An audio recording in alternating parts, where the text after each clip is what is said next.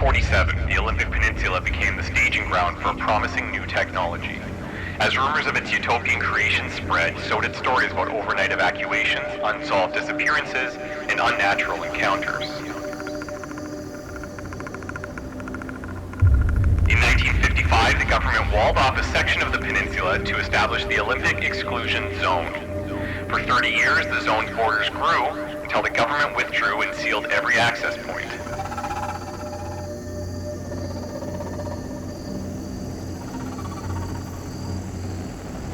What happened inside was never disclosed. Welcome to Pacific Drive, everybody. My name is ChristopherOdd. Thank you so much for joining me. We got to go hands-on with this in an early demo about a month back and loved it. This is as close to this Subnautica experience as I could possibly hope for. Big-time survival game. We're trying to scavenge for supplies. We're trying to build up our car. And you might be looking at this car thinking, yeah, we've got a little bit of work to do. But it gets worse. It's going to get worse before it gets better. So let's begin. We've affectionately named our car, not this one, but the proper one, the Pacific Pounder. With dreams of becoming something along the lines of a Pacific Princess. That would be excellent. In this playthrough, contrary to what we were doing in the demo, we're really going to be focusing in on the story, learning as much of the lore as possible, reading all of the notes. We kind of skimmed them in the demo to save that for this playthrough, and I couldn't be more excited. This is a game that I have been just highly anticipating since we got our hands on it, and I'm pumped to be here, so thank you for joining me. I will recommend that you set the vibe if you don't know what that means. Lights off, headphones on, volume up. We got some sci-fi elements here, big time survival. We're gonna do a lot of driving, and I think this game is gonna be fantastic. They say it's about 14 to 16 hours if you just play the main story. If you include extra side content, you're looking at closer to 30 hours or so. And I'm looking forward to exploring as much of that as possible. So, let me know if you have any alternate suggestions for what you would name your car. The Pacific Pounder is copyrighted now. You guys cannot use it for your own vehicles, but let me know what you're going to name yours.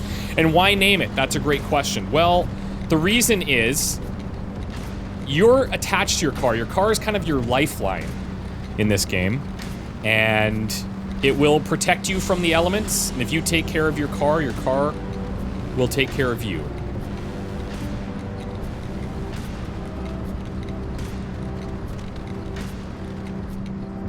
It's also a pretty gorgeous game, if I do say so myself. I'm playing on PC, I've got all the settings maxed, and it runs beautifully for me. Hope it runs well for you guys. Thanks to the devs, we're able to post this a couple days before release. It's releasing on the 22nd. And I'll have links down below for you to check it out for yourself. This little intro section is basically just to get you acclimated with the controls. Guess we don't really need these wipers. And my approach to this is not going to be like, oh, in the demo we did this, and so now we're going to do this. Something different. We are going to do things differently, but I'm going to just approach it as if this is our first time, essentially. Obviously using the knowledge that we did gain from the demo. We learned a lot of cool things about how these different zones work that we're going to visit. And you're going to start to notice that there's some weird supernatural things that are happening, some unexplained situations.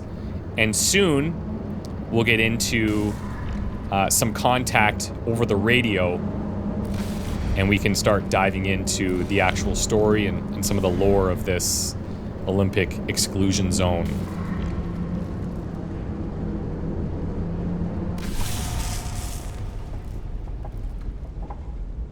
Uh-oh.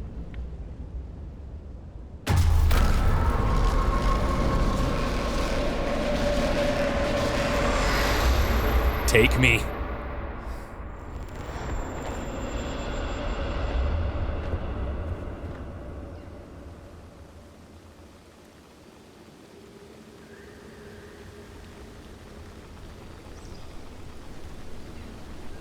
We didn't want that car anyways, okay? It's gone.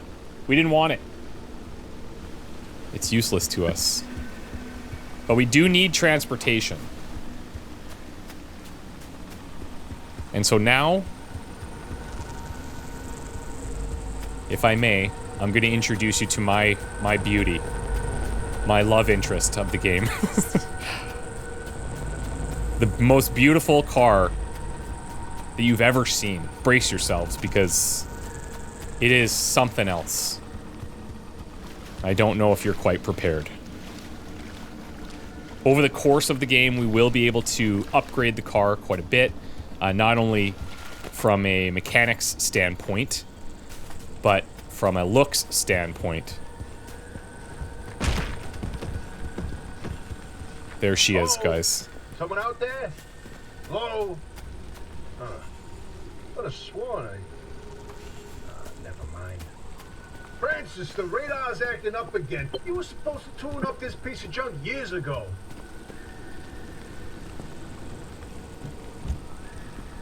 She's a beauty. Now, who's that voice on the radio? Well, we're gonna get to know that pretty soon. One of the coolest things about this game is everything in your car, you have to operate it like a car. You've got to start it, you've got to put it in gear. It's back. Takes a little bit of time. This is Tobias Barlow and Francis Cook, located in mid-zone sector B. Do you read me? I'm picking up your distress signal in the outer zone. It looks like you're somewhere around sector E. Hey, Francis, come here. Yes, it's urgent. Leave that interferometer alone for a second. Something is out there. This thing drives like an absolute beauty. You can't figure that out. Hey, we got a live one. Hey, do you copy? Hello? Hello? Is this thing working? They don't have a transmitter. We won't hear a thing back. Huh. But if they're stranded, could they, they're from outside? They're a breacher? No. Hey, how did you get through the barrier wall? No one's gotten into the zone in ages and lived to tell about it. And if we don't get them to safety, this one won't either. That's a good point. Hey, you're in serious danger. The instability's closing in, and it's gonna scramble you quicker than beef in a blender. Your closest shelter is a few miles east. Get there however you can, and be quick about it. You got it. Absolutely will do. And to be clear, the car drives like ass. Okay, it's terrible right now. But I mean, look at it. Really look at it. It is, I guess, a station wagon at best, but barely. It needs some significant improvements. So you're noticing now, we have to find fuel for our vehicle. We need to break down other vehicles to make parts for our car to improve it. We've got one little storage space for this fuel can right now, but we'll be able to improve storage relatively soon. But now let's get to shelter if we can. Oh my god. It's coming. Go, go, go. I love the little warning sign for rocks. Oh, there it is again, that blip on the spectrometer. I've seen that waveform before, but where? No kidding. Could it be? A remnant? That can't be. There hasn't been one in decades. Look at that spectral fingerprint and tell me that doesn't match the remnants exactly. No. What we should be looking at is how fast this creature seems to be moving. Huh. You know, if I didn't know better, I'd say they're going about the speed of a... No way. No way. Do not tell me. They found a remnant and it's a car this time? Holy cripes! No one's had working wheels in here for ages. Boy, I'd kill to know how a combustion engine's still chugging away out there. Okay, let's not get ahead of ourselves. First, the breacher needs to get to safety. Then we can look into whether that car is a remnant or not. In my heart of hearts, I already know. They're back, baby. So they're referencing a couple of things. Go on and let yourself in. Albie ain't gonna like you poking around in there, but better to face a bad side than let the zone eat you alive. Yeah, that's fair. They're referencing a breacher, that's us, and they're referencing a remnant, and that's our car. Now, we don't know a lot about remnants, but we will learn about that.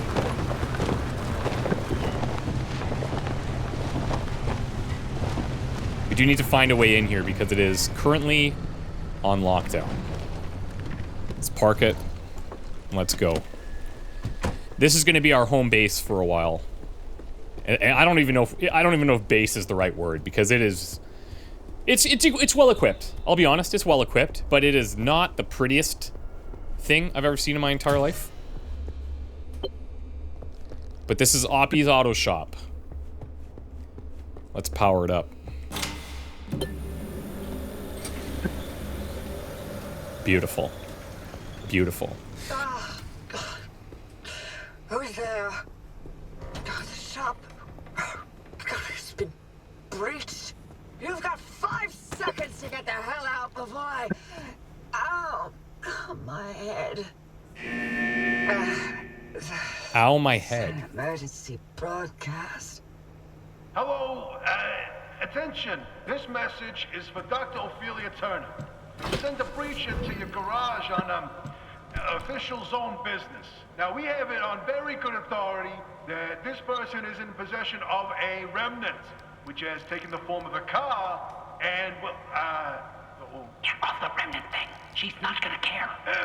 Right, like I said, super official zone business. Protocol, demands that you keep them alive until we can get them to safety. Now, if you do not comply, I will occupy this broadcast channel with a recitation of the entire collection of poems I've personally written. That's 10 years and 17 volumes and... That voice goes like a nail gun to the skull. So, another breacher, huh? How do you outsiders not understand that Arda didn't build that 300-meter wall out there for fun? Unless you're one of the unfortunates who got zapped through. Wait, I just remembered. I don't give a damn why or how you got here. You're trespassing, and I'd kindly like you to get the hell out of my zone. Ah, God, unfortunately, the barrier wall is as fortified against breaches trying to get in as it is against anyone or anything trying to leave. We have to find you a way out. So you might as well start by fixing up that car. Just don't break anything in my shop with those soft hands of yours. Yeah, you got it. You got it. So while she was talking there, I just was going through our logbook to just clear out any updates. I don't know about you guys, but in a game like this where there's a ton of logbook entries, I like to have them clear so that when I get something new, I know exactly where it is in the logbook and I can look it up instantly. So there are a couple neat things there that you can go and read. And if a character is talking, I'm going to do my best not to talk over them, including reading these logs and stuff. And if it is something that I feel like is warranted extra discussion, then I'll wait till they're done and we can kind of dive into a little bit more there. So we need to fix up our car, and clearly this is the place to do it. Now, a couple interesting things. Let's just note that she was like, oh, she woke up, her head, she's like kind of foggy. We don't know a lot about these characters that are talking to us, right? Why they're still here if there's an exclusion zone, why are they still in it? Why are we here? Like, we saw how we got here, but, you know, why? And we don't really know. There's a circled date here, kind of nondescript. I don't know if that's important or not, but something to keep in mind, perhaps. Okay, so this is a summer tire, and when we looked in the log, you could see the ratings of the summer tires versus the spare tires. That impacts, like, how they feel on the road, how they steer, all of that kind of stuff. And this one has a little red marker there, which we will learn about shortly, but there's some problems with these vehicle parts sometimes. We need to repair them. So let's start getting the car back together and see what we can do. Let's drive this into the shop on 3 wheels because I'm a psychopath like that. Come on. Beautiful. Okay, so let's get the tire and let's throw it on. Beautiful. Parking sensor. So this advanced spatial recognition and pattern communicating light array may be the most advanced invention ever found in a garage. Or it may just be a weight sensor, who's to know? They're talking about this thing that we just parked on.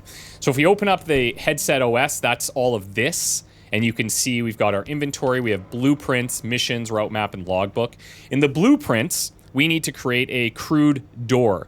Now, at first, we only have access to crude items, like really ugly, pretty terrible pieces of equipment. And part of this experience is to find better parts to make our car safer and more robust and operate better. But for now, let's make this a checklist, and we can find these pieces to get some of these pieces back together.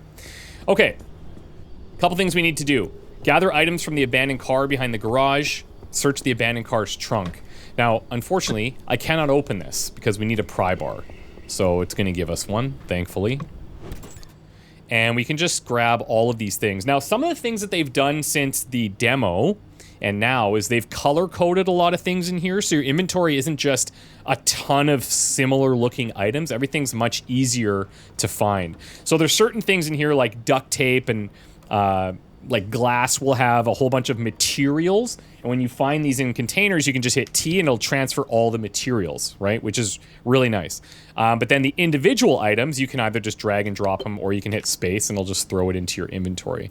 Then you can right-click to equip it, and I am gonna do that. I'm gonna, like, every time something pops up in the logbook, I'm gonna bring up its log and go through it. Some of these are gonna be inconsequential, right? Like duct tape. Who really cares? Well, me. I really care. The adhesive properties of this industrial strength product are not to be underestimated. It both attaches items and removes skin with terrifying tenacity. That's very correct. Let's crack her open. Inside the trunk, we've got some road flares. These are good for light. We're gonna transfer the glass shards here. Let's bring these over and we can stack them. Now, you're gonna notice your bag is divided into sections here. And so you can't place things in overlapping sections like this, which is kind of a cool design thing. So there's a little bit of like puzzling around that you need to do, but it's not that big of a deal either. Road flares, cheap, equipable light source, useful in a pinch. This powerful potassium-based incendiary burns bright and burns brief, even in the wettest of conditions. It's just like me, burns bright and brief. Glass shards, perfectly usable chunk of this brittle but hard-wearing substance. Glass has a dozen potential applications, from windows to optics. Okay, now one of my favorite things in the game is this dumpster. This is a friendly dumpster, and it gives you the essentials. Things, if you lose them in the world, you can come to your dumpster and they will give you the essentials. Not everything, but things that you absolutely need in the game, it'll hook you up. If you're ever in dire need, pay this a visit. As much as the zone takes away, sometimes she also provides. That's right. Okay, so essential. Some of these things marked with a heart are essential. And your friendly dumpster wouldn't be your best pal in all the zone if it wasn't handing things out that it thinks you really need. Things you definitely, certainly should keep in order to safely make it through the next leg of your journey. Best pal status, TBC. Nice. Okay, we'll also grab these road flares, thank you. And now our scrapper lets us break down pretty much anything that we can see on the cars except for the chassis. So like the steel doors here, you can just break it down. I do believe later there's technology that will unlock that lets us take full components from cars, but that's not a thing that we have right now. So these steel sheets are used in higher quality constructions. So outside of crude doors, we can get to steel doors and things like that. But all of this is useful to grab immediately. So let's just break down the entire car.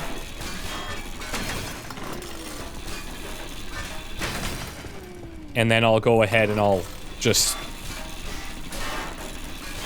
grab everything off the ground once I've broken it.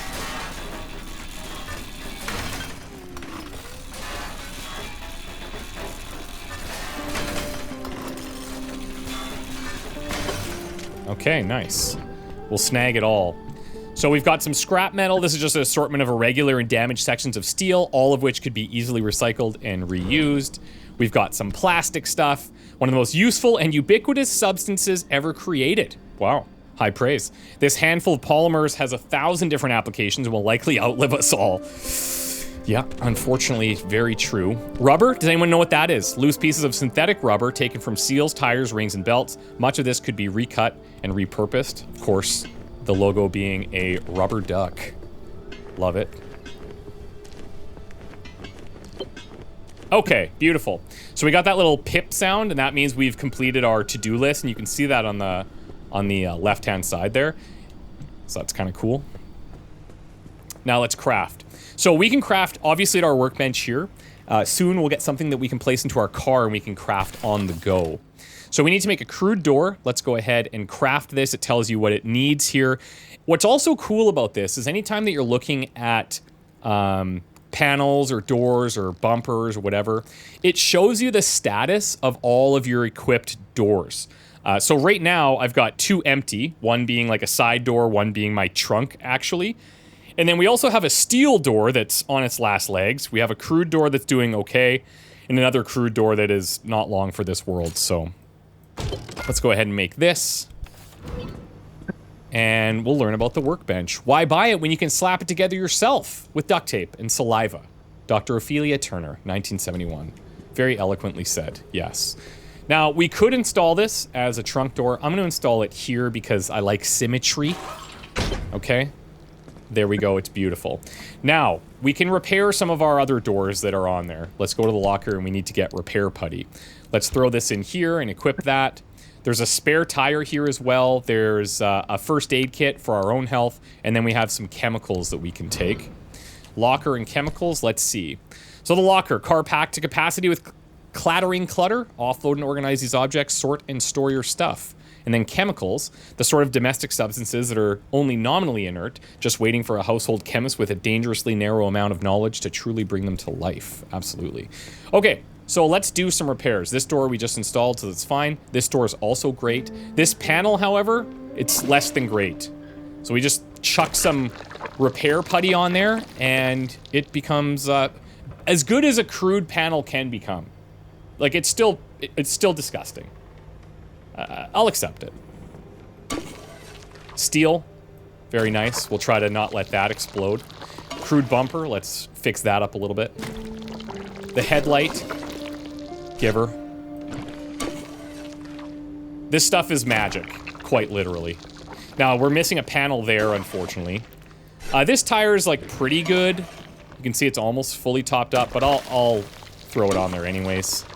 This door is in pretty rough shape, but you'll see it's no match for the repair putty. Crude door here fixed. Crude panel here. Beautiful. Now, we only need to repair the structural parts, but I'm going to do the tires as well. We don't even have a rear bumper. So there's that. Let's throw on this onto the spare tire. Now we need to scan this thing, okay? So with that headset that we put on earlier, that lets us scan things in the environment and see what's wrong. And you notice it's got, if you've driven a car, it's got the little, like, tire pressure icon there.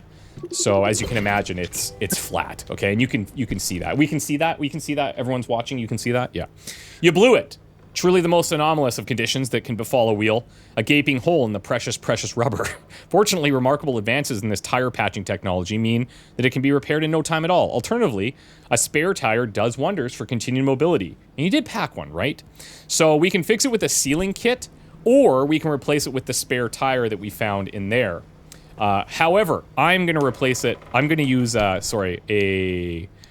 mechanics kit here to fix that. And that's not at all what I want. I want to craft a sealing kit, not a mechanics kit. So let's do this. We'll craft that bad boy. And now we shall seal it.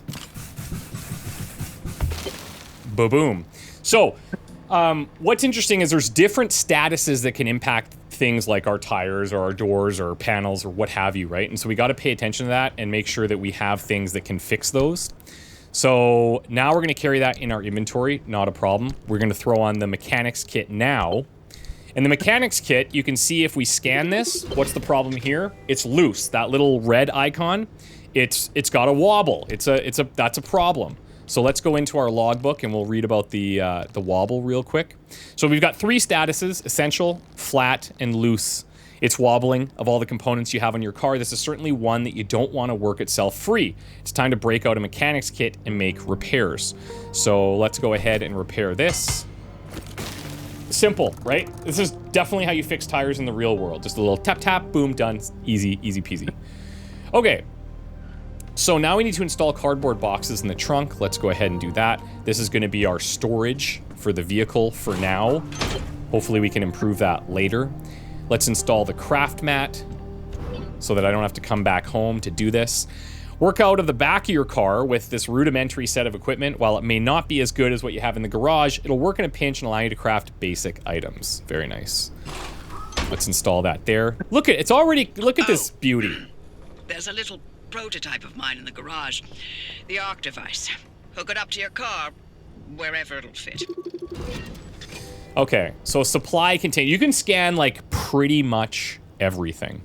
And some of this stuff, like, this is pretty long-winded for a supply container, but it does give us a little bit of a view into the world and like who's writing these things and why would they take the time to write these things. I feel like you might find some little nuggets of interest in these. So these are from Dr. Everett. Our time is up, it seems, and as much as we can try, or might try, we cannot abandon the zone fast enough. We're leaving so much behind. Each day we're instructed to close another lab and junk everything there, or to market for what they call recycling.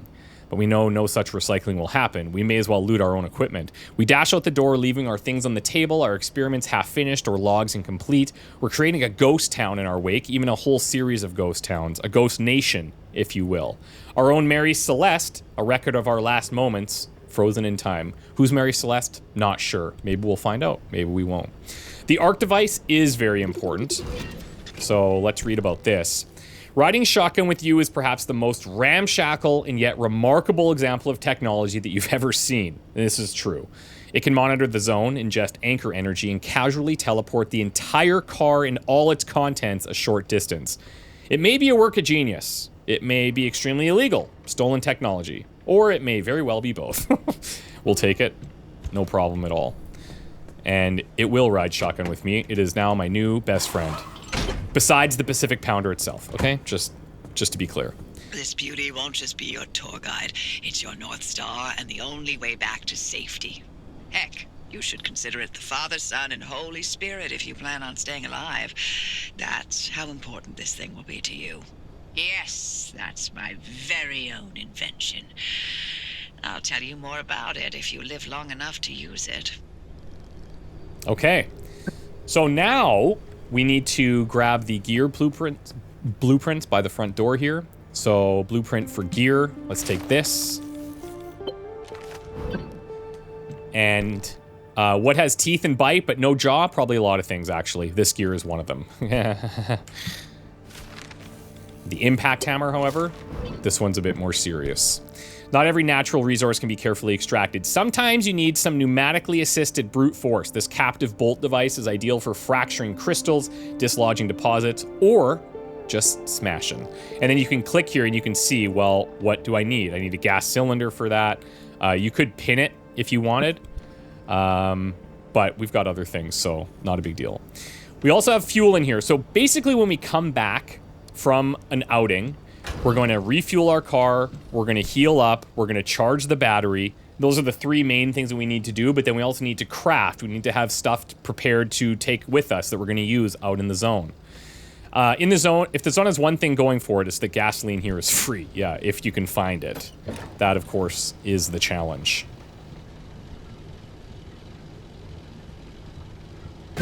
Okay. We'll just get a little scan in there, because why not? All right, sweet. Now we need to charge the battery by flipping this switch. Now there is something... If you're all set, take a look at the projector against the wall. There is something in the options that allows you to automatically heal yourself, charge your car, and refuel it when you come back to the garage. But I kind of like the process. I like the manual aspect of it. I think it's cool. I think it's fun. Okay. So here's our route planner. This is the zone. Within these borders, all matter has lost the ability to hold a constant physical state. What that means is the shape, size, and makeup of just about everything constantly changes. A mile of grass can turn into 10 miles of swamp in the blink of an eye, and it does. Constantly. It's caused by something we call instability. We're completely surrounded by it, and once you've watched it chew through entire mountain ranges, you'll understand that you don't want to get anywhere near it. We can only survive in here within pockets of stability. That's what you're standing in now. And that's what you're seeing mapped on the route planner. If we're going to find you a way out of the zone, you'll need to build a new antenna. Until then, you won't be able to detect stabilized routes beyond your immediate area. So, you've got to go hunting for parts, and that means taking a drive. Go on, pick a route. The ARC device in your car will then show you where you need to go. Sweet. So a lot of these zones, if it's a stable zone, then you can kind of take your time in there, explore, and you can kind of trigger when you want to leave. But a lot of times you're going to have to enter some unstable zones where there's a little bit of time pressure to get things done. You can't just dilly-dally. The zone will kind of be closing in on you, but you'll see that shortly. So this is where we want to go, but really quickly on the right-hand side, just take a look at what's happening here. So you have junction conditions. We don't know what that means. We kind of have to learn it first. The ever-changing conditions in the zone can dramatically alter both the environment and the many things you may encounter out there. Be sure to plan ahead. So when you're looking at your route, there's atmospheric shifts, anomaly densities, radiation densities, zone storms, fuel density, vehicle density, building density, and resource density. Why does that matter? Because you may want to go to other zones when they're popped up. You might have a selection of 3 or 5 or whatever. And based on those densities and based on what you need, you may want to go there. So it's just something to keep in mind. But then it gives you an analysis of that specific spot. So for example, there's resource density here, none. Building density, very low. Everything else is kind of okay. So anyways, let's select that. Off you go. Says it takes about 3 hours to get there. The access road. Okay, sweet. So the route planner. The only way you're ever going to find your way around in this scrambled soup of a place is by carefully, methodically mapping out your progress. Keep track of different routes using this map, along with information on how safe or dangerous they might be. So before we leave, a couple of quick things we're going to do. I'm just going to equip this spare tire, and I'm going to store it in the vehicle storage. And it does say go dumpster diving here. I don't know if it will give us anything else, because we've already checked it a couple of times. Yeah. I also want to just see if there's anything else that I can rip off of some of these vehicles. And there may not be anything else right now. But that's not going to stop me from looking. Okay. Let's go.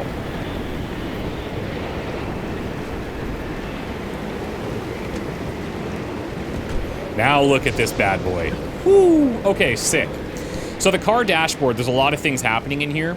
So your vehicle status can be tracked by watching the gauges on the dashboard as well as the lights and other devices installed in the cab. The center console displays the health and status of each car component. The radiation monitor lets you know how safe it is to get out of the car, and if it's anything but a flat line, exit with caution. In the passenger seat, there's a screen with a map where you can see your location and key points of interest. As you drive, keep an eye on the car's structural integrity, its fuel and battery levels, and the various warning lights. An orange light signals a developing problem. Red calls for immediate action. So you can see brake, parking brake, fuel, low fuel, limb, low battery, health, low structural integrity, maintenance, service needed, steep, difficult incline, surface, low traction, temporary status effect, anomalous malfunction, hazard, radiation damage, storm approaching. Drive preparation. Once you've selected your route, make sure you prepare for the drive, pack the tools, backup supplies, and parts you'll need. Right now, we don't have a lot of stuff, but we will eventually have a lot of stuff, so we'll have to plan accordingly. And planning a drive using the route planner. Along each route, you'll find different resources and face strange hazards, so make sure to choose your path carefully. Choose between revisiting known junctions to gather more resources, charting new routes deeper into the zone, or taking investigative drives to uncover the story behind why you're here. Let's begin. So over on this left side, these are special abilities that we'll be able to unlock for our vehicle. This is like all of our warning indicators and stuff in that middle section. This is an overview of different pieces of our car, and you can see like we're still missing some, but everything that we have on here is in relatively good condition. Here's our little map, and it shows you a legend here if you want, shows where we are, other points of interest. We can put waypoints down, all of that good stuff. Well, let's go.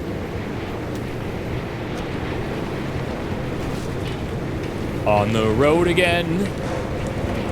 Now, we're not going to hear a lot of radio music because they have a lot of copyright tunes in here, but when you're playing on your own, definitely enjoy the tunage.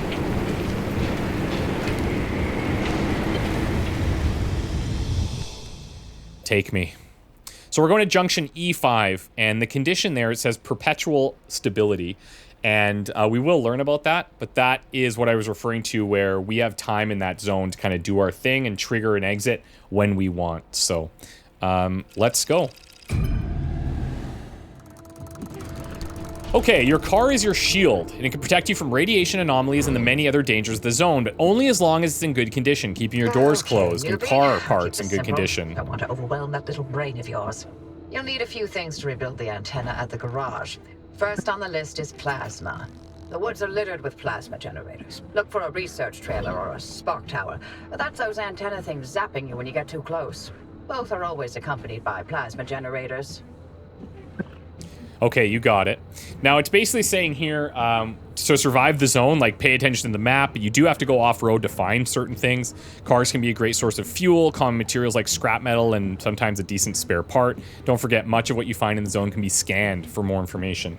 And what I've noticed in the demo playtime was that different types of buildings had different types of materials. So if we needed more like science-based materials, we'd try to find those research trucks and stuff. So we'll kind of learn what goes where, and then we can try to map that out.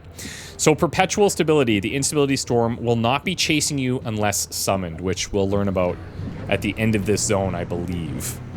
So our goals here, find and scan a plasma generator and collect materials and craft replacement parts. Absolutely will do. So let's take a quick pause here and let's look at the map. What do we have going on? So we can zoom in to get a better idea of what some of these things are.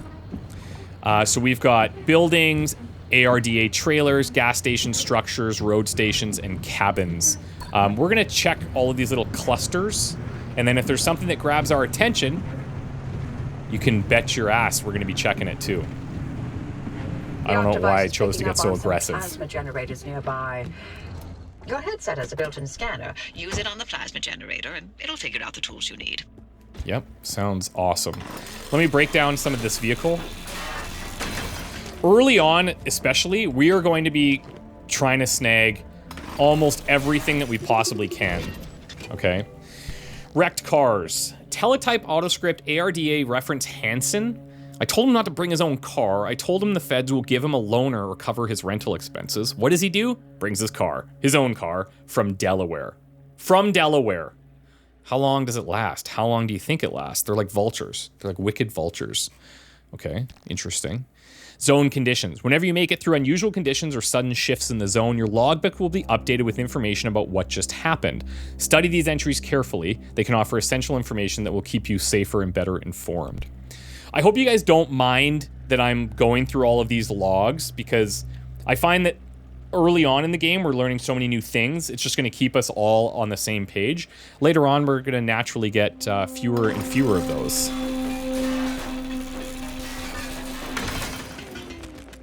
Okay, nice. Let's just grab all of this. Now, the durability of this part, the scrapper that we're using, you can see that it's depleting pretty rapidly. But if it breaks, we can hopefully use all of the extra materials that we have to craft one in the back of our Pacific Pounder.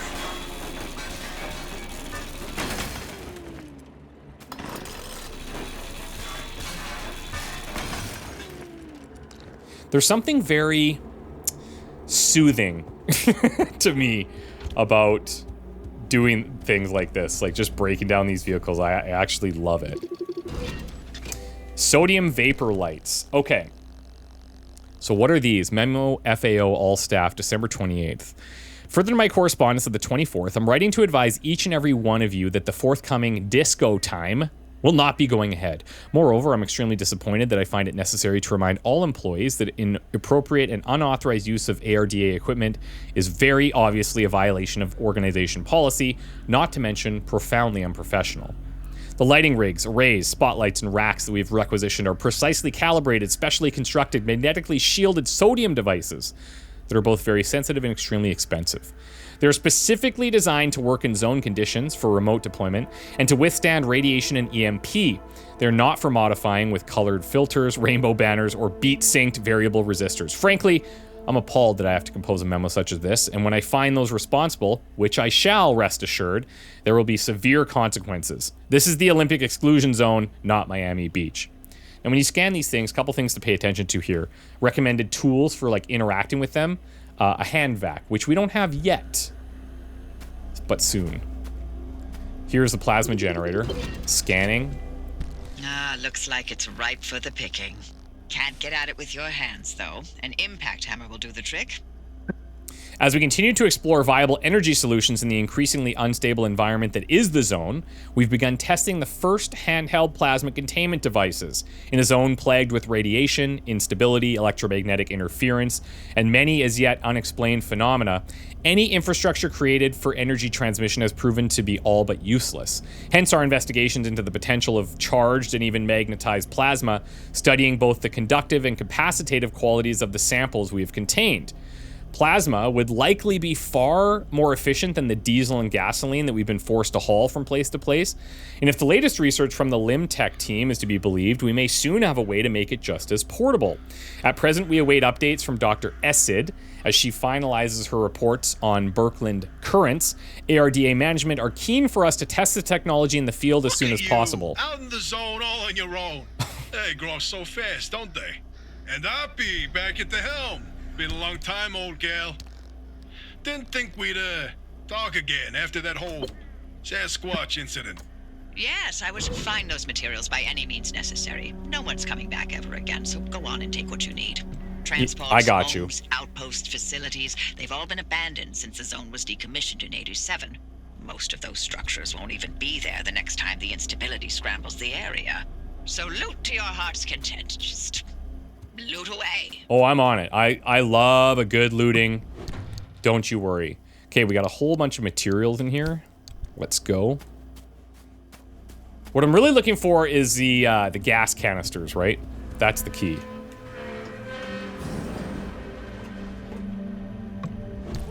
Got a backpack here, batteries, fabric, and more fabric. Let's take all the materials. The hazmat cabinet. Let's see if there's anything interesting in here. No, that's fine. Okay, so let's scan it. Recommended tool, hands. Yep, go figure. Gas cylinder, boom. So, this large, robust container is designed to hold gases under pressure. It's stalwart, heavy, and could have many applications. Pressurized cartridges. Handful of small pressurized containers that could be used for low-velocity propulsion and in rudimentary shock absorption. Anything else in here currently? Yep. Yeah, we'll take it all. Thank you. All right. Let's go craft one of these. I think I've got, like, the request for 3 hammers queued up, but I only need 1. So, impact hammer. Oh, I actually need gear. But I can make gear. So what's cool about this is if you're missing a thing, it will say, this is what you can use to make that thing. It's a really cool system. So I can craft 2 gears, and then I can craft the impact hammer. Super cool. Okay. Hey, driver, I bet you're dying to hear all about the remnants by now. Oh, can you not? I'm a little busy trying to keep them alive. I'll keep to the basics, I promise. They deserve to know what they're getting into. Fine. I'm giving you 60 seconds. That is not nearly enough time to get... 55 seconds and counting. Okay. The remnants, in short, they're old objects that do all sorts of weird things. They bind themselves to people, and you're the latest victim. You and the car are inseparable now, so get acquainted. Once the remnant is bound to someone, they become gradually more obsessed with it. It takes over the victim's mind until they go crazy and run off into the zone with it. No one has ever been able to resist its siren call. That fixation is probably worming its way into your brain as we speak. This is the first time we've ever got our hands on one. But we know all about the past remnants, and oh gosh, this one time it materialized as an old copper kettle, and the tea that came out of that thing, it was... And now I'm splitting the transmissions going to your receiver. Anything critical to It's your like filtering immediate them. needs will broadcast directly and immediately to your radio and headset. Anything not mission critical will be on a low priority frequency. Those transmissions will be recorded and indexed for you to listen to at your leisure. And by low priority, I mean just about everything that comes out of Tobias's mouth. Okay, a little tension there. But what's interesting is we're talking about the remnant kind of overtaking someone and worming their way deep into your mind and kind of becoming your sole obsession. So how is that going to play out? I have no idea, but I'm intrigued. Regarding the hazmat cabinets, I know it's inconvenient to lock everything away, and I know it requires issuing all of our staff not just keys, but the right sets of keys, and then collecting and reissuing those keys as staff are rotated and reassigned. But please also consider the sheer volume of materials and resources that have gone missing these last few months. We had rare substances, corrosive chemicals spirited away, compounds and catalysts vanished into thin air, even a whole cabinet whisked out of an office and dragged away by one of those, you know. And since these materials are so expensive, so vital, and sometimes, you know, state secrets, I'd rather we start locking more things up. Got that? Got that. I do need to find 5 plasma things, so these are going to become very important to us. Can I get in here? Yes. We'll take all of this. Thank you. Now, we could just... let's actually... Yeah, my inventory is getting kind of full. I'll tell you what. Let me hold on to that.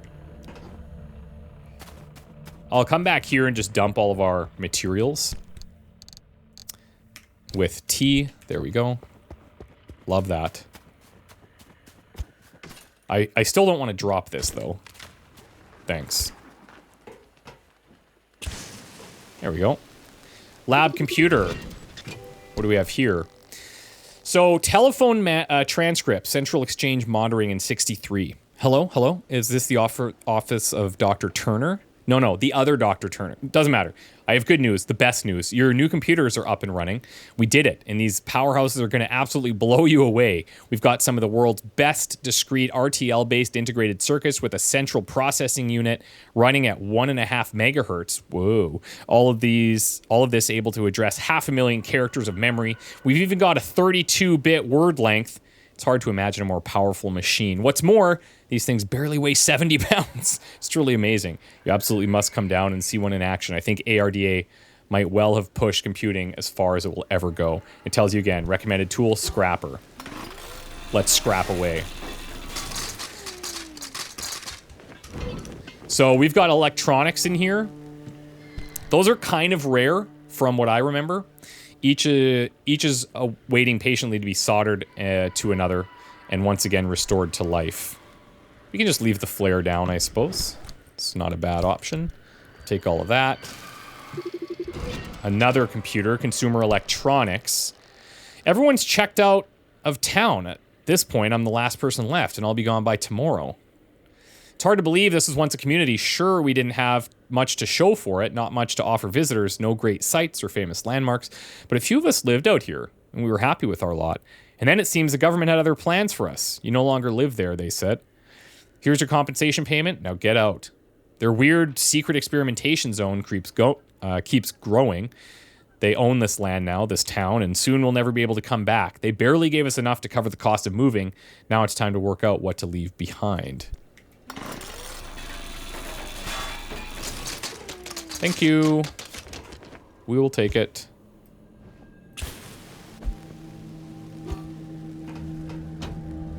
This is locked. But we can use the pry bar.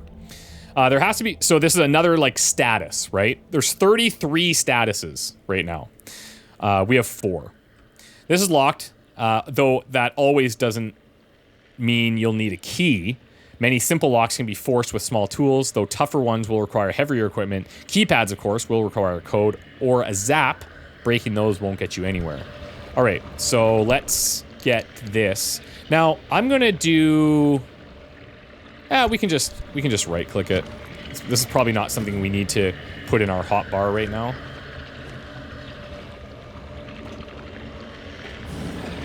What is this noise that I'm hearing? It's making me very uncomfortable. Oh, this thing. It's an anomaly. Scan it.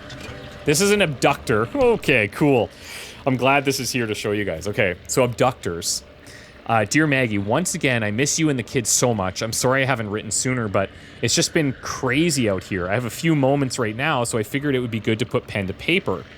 I hope you don't mind the handwriting being so wiggly, but me and the guys are in a bit of a pickle right now. You see, our van got pulled up into a tree.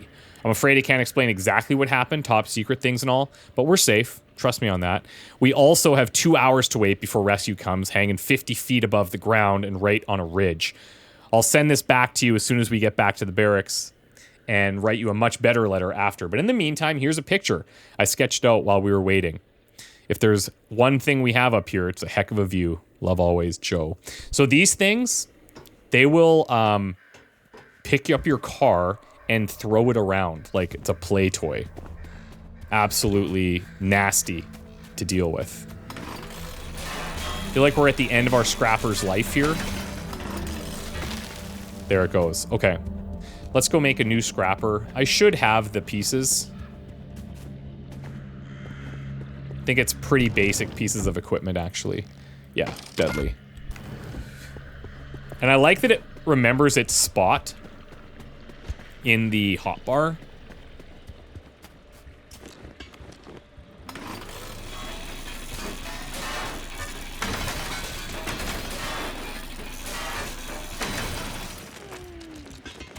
Take it all, baby.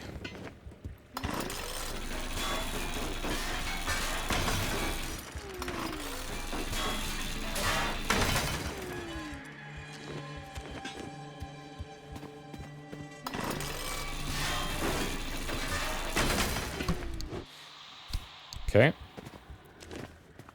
So I do have to be worried about that thing coming back here.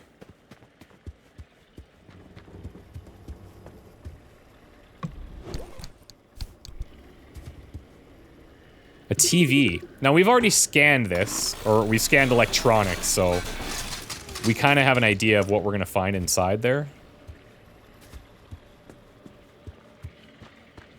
Man, I really don't want that thing to get me, but pretty sure it will. Now, remember, too, I don't know why I'm telling you to remember like this is some kind of tutorial, but you can kick stuff, okay? So kicking stuff will get you through, like, basic fences and things like that. But not everything.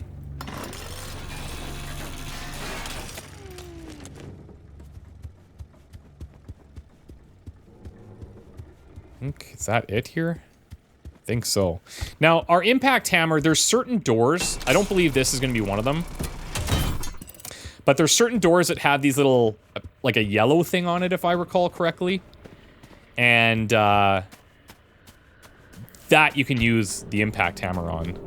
Look at this. I'm going to unequip this from here. I don't actually want that. Actually, what I'll do is, let's assign the pry bar to this. Check this out. Kind of looks like the Northern Lights, eh? This is us exiting the stabilized area. There might be times where we need to do that, but we're not going to be messing with that right now, let me tell you. Not a chance. Pockets of stability. Okay. The roads and junctions of the zone wind through pockets of stability. You'll be reasonably safe on your drive as long as you keep away from the edges. Should you wander too far to the stable pocket, you'll find that the weather gets very bad very quickly, and you won't get far. Yeah. The radiation will kill you pretty quick. Now, this abductor, how am I going to deal with that? That's a great question.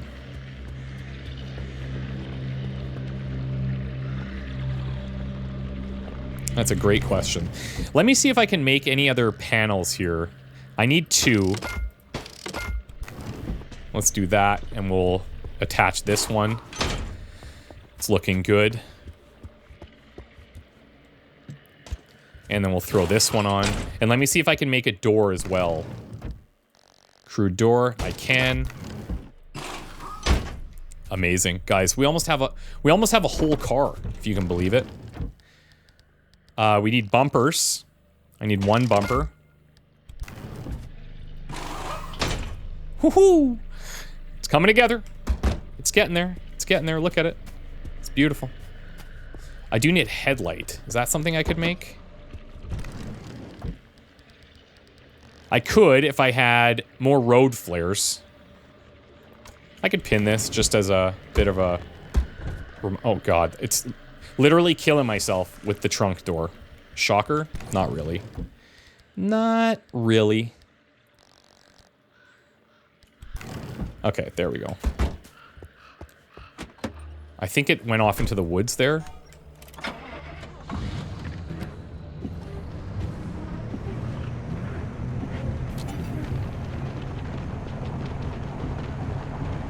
Oh, did something happen to my tire already? First of all, you can hear it. Second of all, you can see it. Oh god. Now, here's one thing that's a little challenging. Is, nothing stops when you're going. Like, if you're just reading this, like, you gotta be paying attention. That thing can come and grab us, whatever. Car parts gain certain status effects as they experience the trials and travails of the travel through the zone. They'll continue to get the job done, but these status effects can quickly add up. 1,000 paper cuts can still lead to death, so don't underestimate these faults. Be sure to check your crafting options for ways to find fixes. Okay, I just wanna get to a place where that thing is less of a potential concern. I'm just gonna try to hide in here. I don't know if this is a great idea, but it's the idea I'm running with.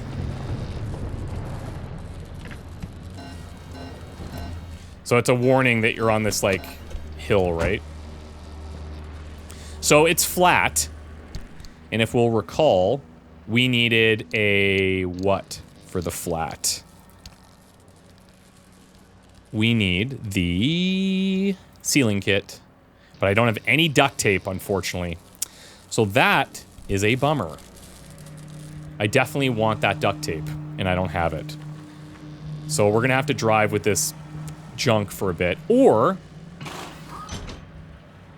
we can do this for the time being. Let's throw this in here. And we'll transfer all of our materials out of there, grab this, and we'll throw on the spare. It's not great, but it'll do. Charging the car battery. Watch your battery meter carefully. Using headlights and special abilities from attachments will drain your reserves. However, even with an empty battery, your ARC device will be able to jumpstart your car. There's also ways to recharge on the go. Check your crafting options. Okay, noted. So maybe I don't need to run the headlights.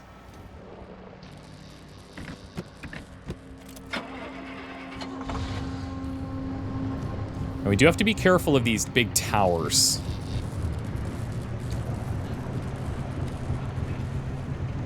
Let me put the car over here for now.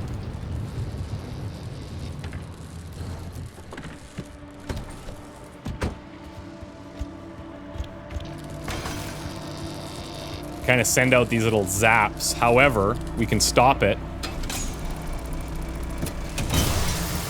Beautiful.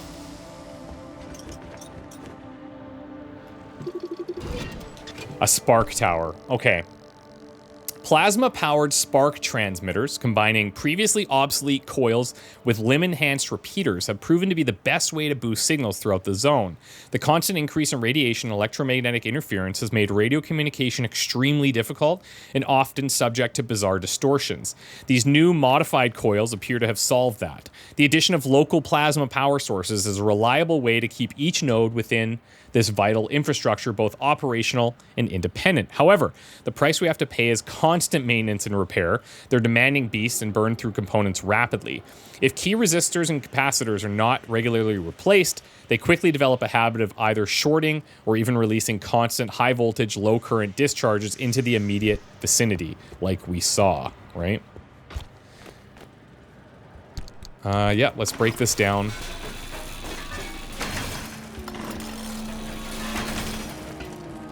Okay, there's some duct tape. Oh, nice. Sweet. So we got the duct tape that we need.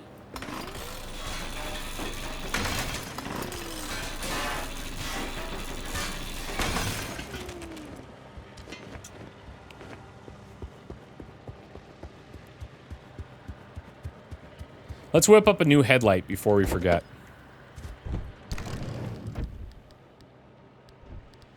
What else do I need? Oh, I need two more. I need 2 road flares.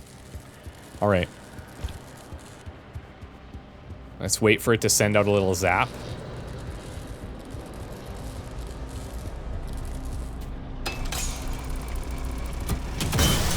Nice. We need 2 more.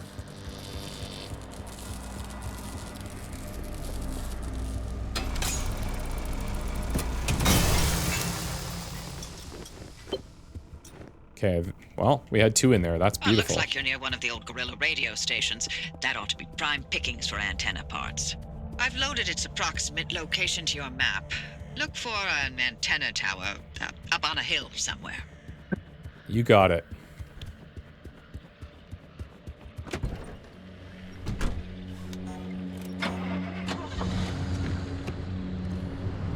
Now, there are some buildings over here we're going to check out.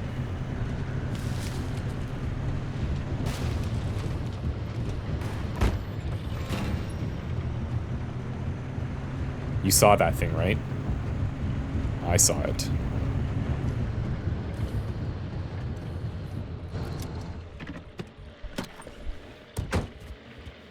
Don't trust them. Who's the them in this situation?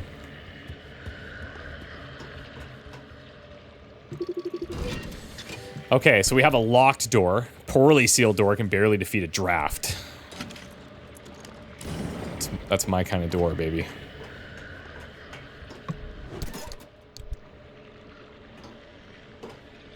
This is locked too? I don't see that. Oh, my. Where are our manners? Driver, we never introduced ourselves. Not really. Tobias Barlow, former Artem maintenance manager. Oh, and, here with me is Dr. Francis Cook. I was a R&D scientist researching limb technology right here in the zone. We live right in the mid-zone. Just a hop, skip, and a jump over another big old wall from where you're at.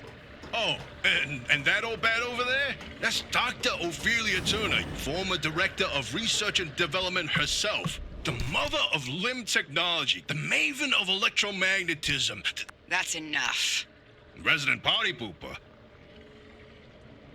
Huh. So I don't know if she's trying to, like, filter them. It seems like she doesn't want them sharing too much. Okay, this flare gun. A far better way to hurl flares into the world than by risking a strained arm or the embarrassment of a poorly aimed throw.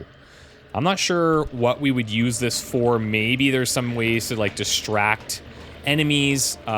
Yes, we could flare in here to, like, light it up, but I don't necessarily think that blasting a flare gun to do that is the way we want to do it. Okay, so we're getting pretty jam-packed, but nice and organized at least, so we can handle this. Not a problem. Is there anything behind here we want to check? No, let's move before the abductor sees us. This opening area might be pretty similar to what we saw in the demo, but outside of this, everything is kind of randomized, and we should have a pretty different experience. Okay, there's another one.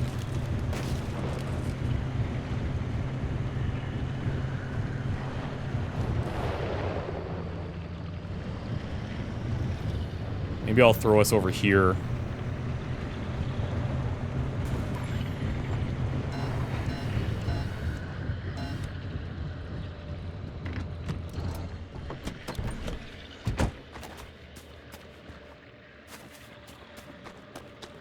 They seem to be circling these trailers pretty aggressively.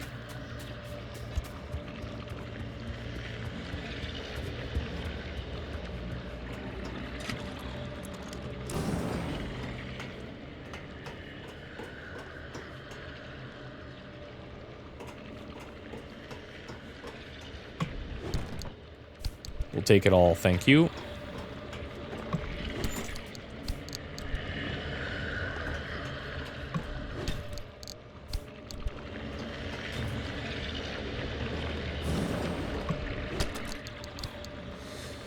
This is an MRE, so this can heal us if necessary.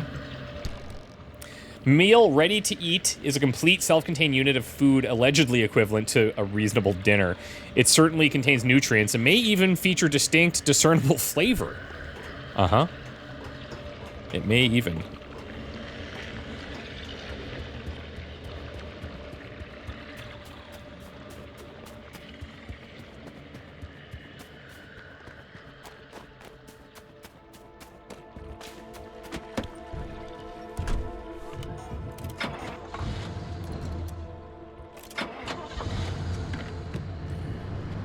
Now, another cool thing that can happen is your car can develop quirks. And one of the quirks that I had in the demo was that my car, every time I opened the trunk, it would like honk or something. And I don't know how the quirks work. That's not a system that we got really into. But I'm pretty intrigued. There's like a whole diagnostics thing that we can follow. And we will eventually. Okay, so we got off-road tires. Actually, let's scan this as well. So we got a tow truck.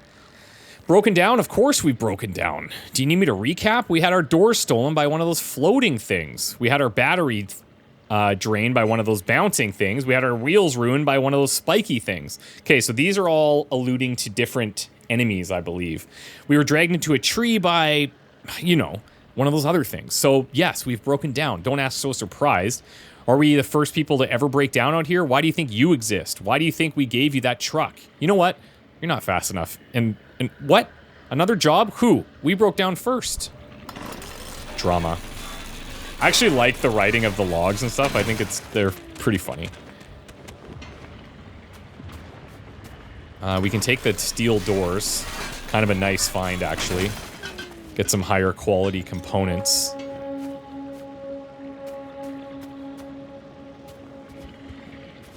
Is there anything else here? There's fuel. Take this tire.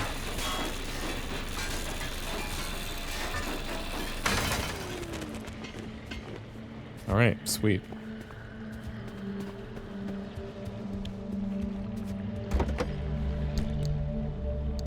Let's transfer everything. I also think we could store, like, our first aid kits. The repair putty. I'll hold the flares. I guess I'll hold the MRE for now, too. How's our fuel? Oh, we're good.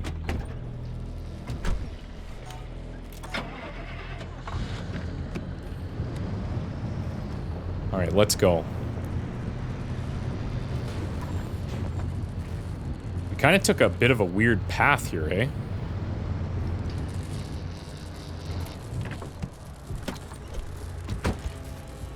Oh, I feel like this thing's gonna zap me. Let's be careful. This thing's powered by 3 of these.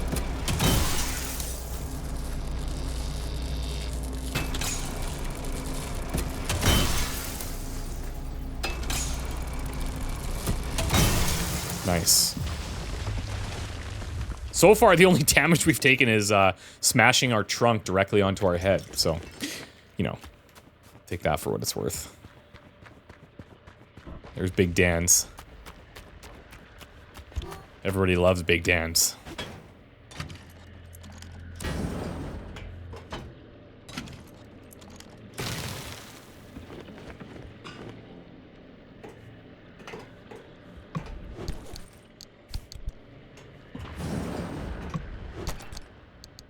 Ooh, anomaly studies. Okay, so take the materials, transfer this.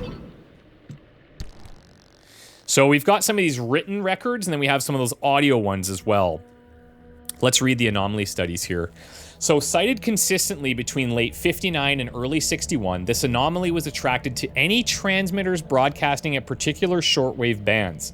About the size of a bird, roughly spherical, chrome-like, and able to fly through unknown means, this anomaly would latch itself to broadcast antenna and begin to dissolve or perhaps consume the metal.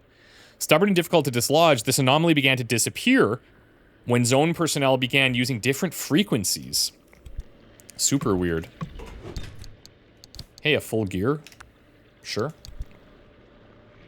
Take that.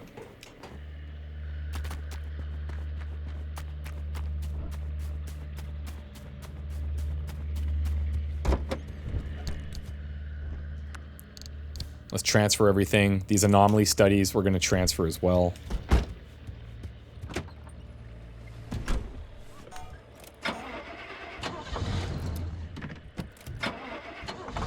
A little bit of a false start. My bad, my bad. Oh, what is happening here? Car did not want to go left at all. Oh, look at these. Okay, we got to go scan one. These are called tourists. Dictaphone recording, office of Dr. Richard Preble. Hi, Christina. Hi, how are you? So, turns out you were right. That radio station's up on a hill somewhere. Eyes to the horizon. I'm taking my time, Oppie. Chill out. We've had several reports from regions of the zone now, and they're all very similar. We have these dummy things out in the wilderness, and we also have them inside abandoned houses. We also have them in gas stations on the road, on top of signs. One report here says on the roof, we spotted about 600 now. The file catalogs each and every one. Oh, and you're quite right about the other thing too. Yeah, I know what happens when someone touches one. We all got plenty of data on that. So I'm going to be applying for a position in Portland now. I've done my review. It was a great time being contracted here for sure, but I'm not sure I want to work at ARDA full time, you know? It's a very strange place. You work in a very strange place. I'm sure you're doing very important work, and I respect that greatly, but I think I'd like to go back to academia now. Oh God, there's one of them outside. I know for a fact it wasn't there before. So these things, well, yeah. Okay, well, yeah, they blow up. And that can be problematic for reasons. And the reasons are health related, clearly. We'll take all of these. Oh, there's a road flare. Nice.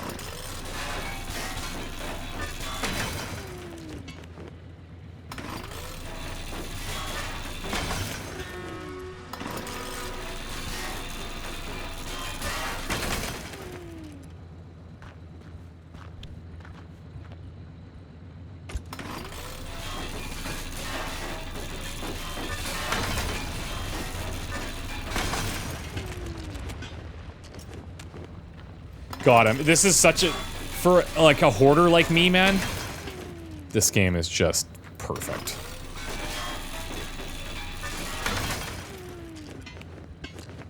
Nothing gives me more satisfaction. Alright.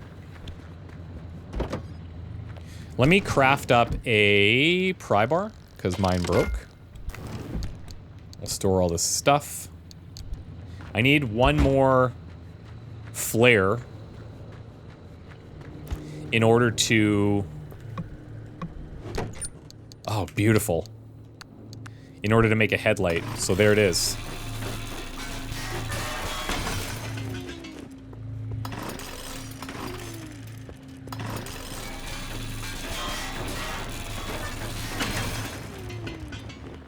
What are the chances I'm going to accidentally trigger this thing?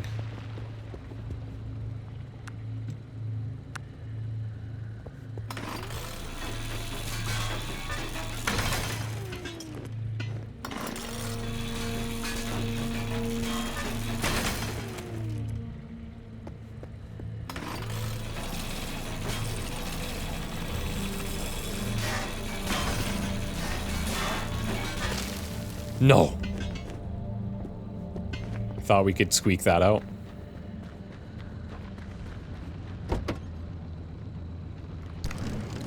Okay, so let's get a crude headlight. And let's get another scrapper. And let's install this puppy. Boom! Look at that ugly piece of work. That is... Oh, God. Don't worry, guys, okay? The Pacific Pounder, it will be a beauty, I swear. If it's the last thing I do. If it's the last thing I do. Oh, God. Look at that. Hello.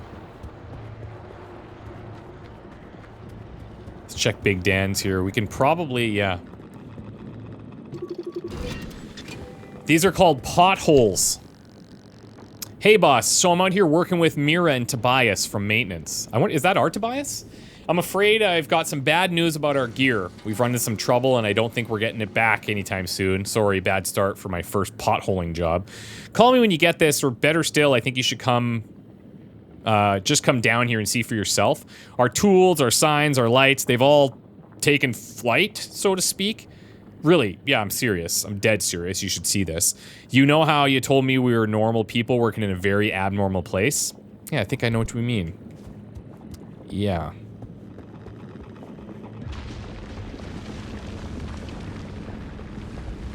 Okay, so this seems a little on the unsafe side. You can see we've got some radiation top left there. I don't suppose... Let me just see. No. And so that radiation is slowly killing me. It's not bad. It could be worse. But let's chow down on this.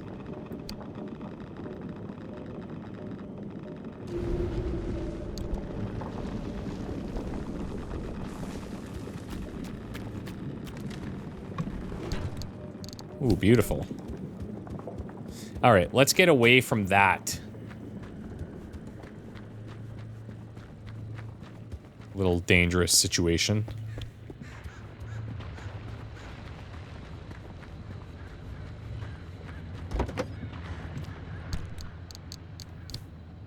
Okay. Now, we have one extra road flare. I don't hate that.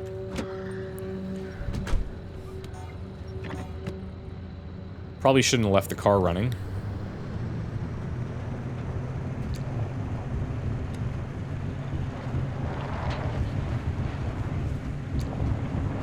First, it's bad for the environment, right? Second, probably lose out on some gas.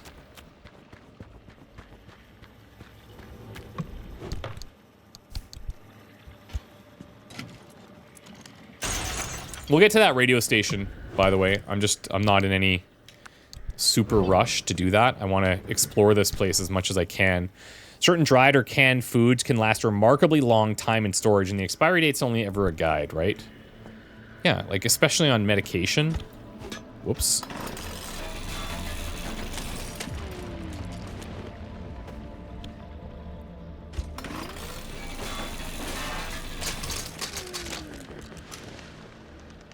That's like a little Game Boy. Cool.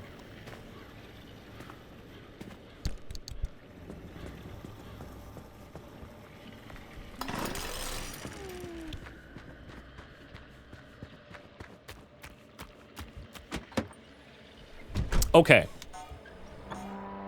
So from here, there's like one other...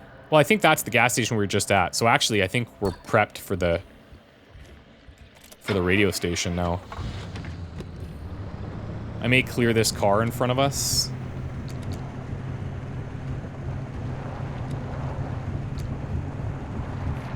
Don't hit that wall, please.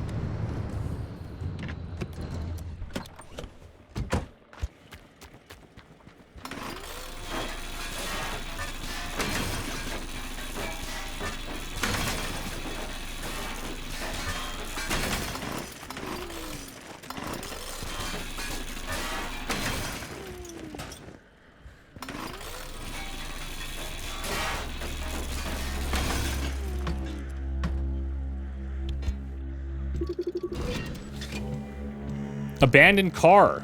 I guess I'm saying what we all know. It's obvious by now, but all vehicles, all moving collections of metal, really, seem to attract the attention of a great many anomalies. They get chased, they get attacked for whatever reason. They get picked apart. I guess aircraft move too fast, or maybe helicopters aren't around for long enough, but cars?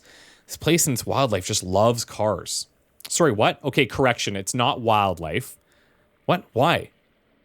Engender sympathy? Look, I'm only repeating what other people say. No, I don't think it's a bad thing to say this over the radio. What the hell is that noise? It's not like our transmissions even travel anywhere these days, but it's trying to broadcast through molasses or something. I can be on the top of a mountain and still get no damn reception. Trust me, nobody outside the zone can hear us. Wonder if that's true. All right. Keep your cap on, you New England nut bar. This is exactly why nobody likes you. Whoa, the mother lode of flares. Hello.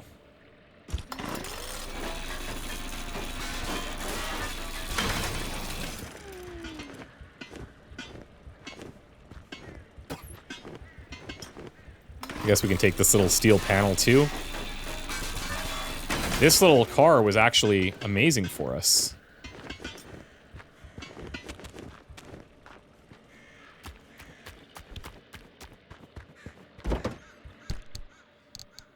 Okay, and actually these little cardboard boxes, this is holding a substantial amount of materials for us.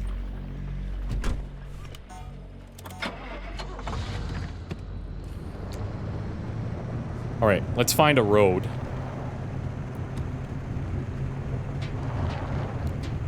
I don't want to jinx anything. However, my driving has been pretty solid so far. Oh boy. Oh boy. A bollard. A bollard. Yes, Anita, I do agree with you that this is nothing short of remarkable. And yes, I also think what we're seeing here is something new and unique, something unmatched by anything the zone has previously offered up. But I must disagree with your conclusion strongly. I strongly disagree. These abrupt, dangerous, grotesque things are one of the host of bizarre and new geological phenomena. They very likely occur in response to ground vibration or local disturbances, and I think that's the end of it. To suggest that they are a deliberate reaction, even a defense mechanism, takes our discussion in a very different and quite uncomfortable direction. I think we should be reviewing your reports before you submit them. This conversation goes no further, and I'll be scrubbing the transmission logs as soon as possible, understand? Yeah, they, definitely seems like a defensive thing.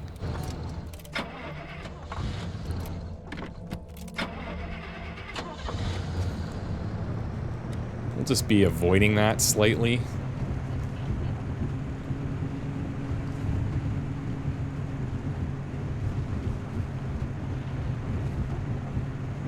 So, these tourists, now, the way I'm thinking about this is that when whatever happened in this zone happened, these guys were kind of caught and petrified like that. But based on what we read, it's insinuating that they kind of just pop up out of nowhere. The guy was like, the log that we read said that one of them just showed up and it definitely wasn't there before. So that's obviously a little bit curious.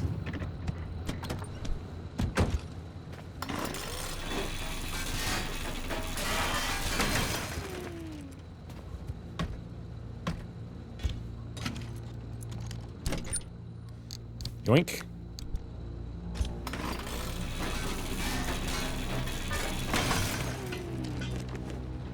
We definitely are not short on road flares right now.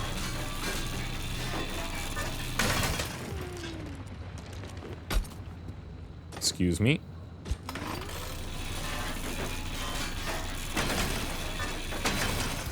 So sometimes you might see me breaking something down and like the bar isn't progressing. It's actually just kind of ended up hitting the other thing below it or above it. And I'll just keep kind of sawing through it, you know?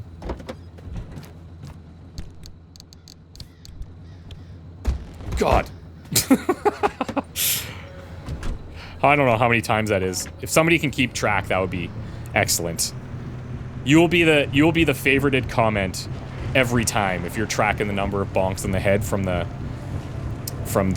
trunk. But I swear to God, if you're wrong, I'll shadow ban you, and you'll never be able to talk again. Just kidding. Or am I?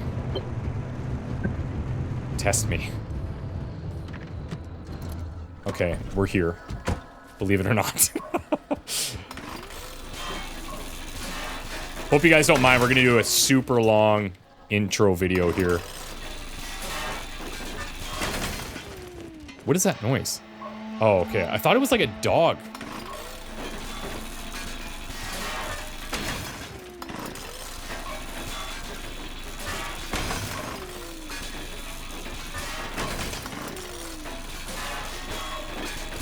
Now, over time, I'm sure we're going to develop some things that will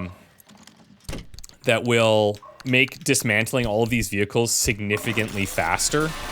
Like, we'll probably get better scrappers. We'll be able to take full vehicle parts, like the tires and stuff. That'll be nice. But I like this right now. This kind of build up of like everything we have is crap. I like that. I like starting from crap. Who doesn't? You know what? Let me make another scrapper here, and I'll just keep it in my backpack. Because I do feel like Mine is not long for this world. Broadcast transmitter. Harvested from an old radio station, this broadcast transmitter has been tuned specifically to work with the zone. Oh. Time to get moving. The instability's ticking up by the second. But you can't get back the way you came. The instability makes all routes one way. And that's where my arc device comes into play. It'll get you back to the garage, but it needs to be charged first. And to do that, you'll need anchors. Take a look at the arc device display. It maps all anchors in the nearby area. Find an anchor and feed it to the arc device to charge it. But don't you worry your pretty little head about how it works. You'll be out of here soon, so there's no reason to learn more about limb technology than you need to know. Don't you worry your pretty little head, she says. How condescending can you be? Don't you worry your pretty little head.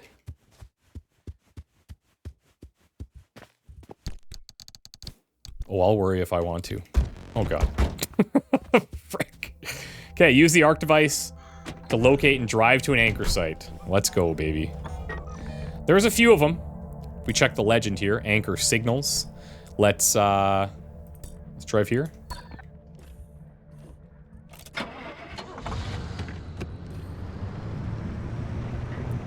Now, is this a cliff? You know what? Let me check. We're good. We can handle this.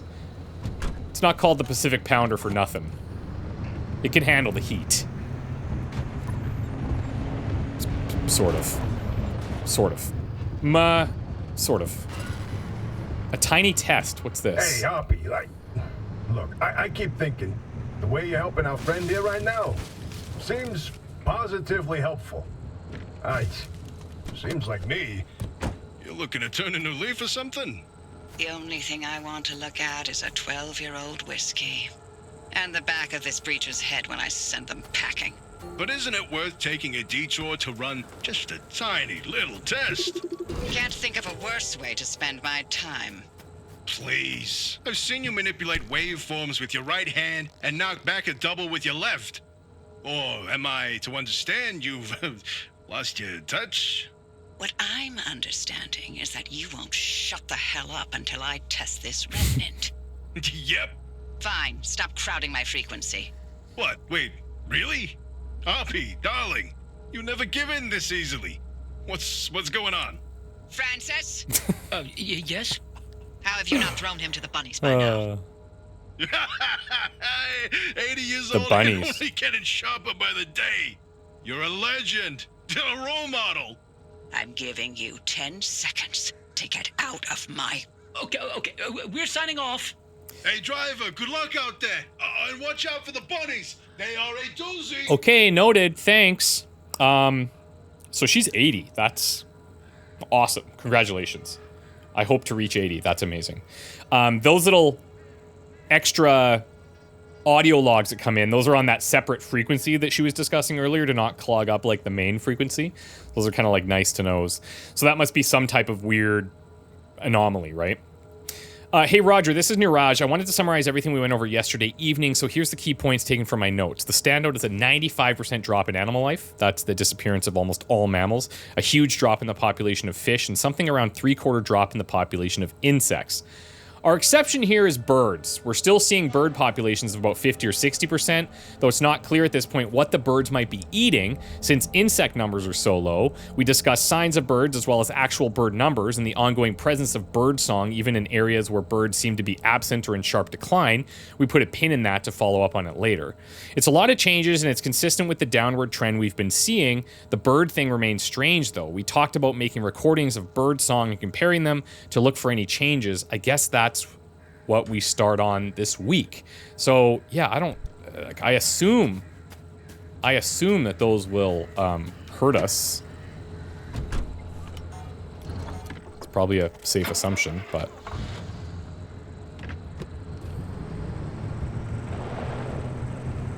do I necessarily want to test it? Nah. Debatable. Oh yeah, see, like, we need much better tires for something like this. Hello. Anchors. Okay, this is important. Anchors are a source of enormous but Those anchors may look like glowing Jesus, balls Oppie. of magic, but it's limb tech through and through. Don't be scared. They haven't exploded in anyone's face recently. So they're a source of enormous but extremely unpredictable energy. You can feed them to the ARC device in your passenger seat to extract that energy. Once the device is powered to a certain level, it will be able to open a gateway to get you back to the auto shop. The amount of anchor energy needed to open a gateway will vary by junction, but as long as you make it through the gateway, you'll recapture the energy used to open it. Got it? That energy is also used to create items and equipment at the fabrication station. Try to bring back as much as you can. So when we're out here, we kind of want to like race to some of these different anchors and collect the energy to use it for big upgrades back at the base. Okay, so let's scan it. This is an anchor plug. We've now completed the process of standardizing and replacing all the anchor mounts and infrastructure. These new mounts should be far more durable, steadfast against weather and atmospheric changes, and resistant to any corrosion. This has been a lengthy and difficult process marred by endless delays. It's my hope that most of these mounts will hold for at least 50 years, but many projections suggest 200 or even 300. It's far longer than many anchors themselves. This was, I believe, worth it. As usual, I'll be compiling and submitting a full casualty list by 1,000 hour or by 1,000 hours. Is that what they say? I don't think they say 1,000 hours tomorrow. I don't know. At that time, we'll begin to notify next of kin. Yoink. This anchor's in good condition, has been doing its job very well. Tampering with it for any reason might affect this region. Oh my god. Oh my god. Oh my god. Okay, yep. I get it. I understand.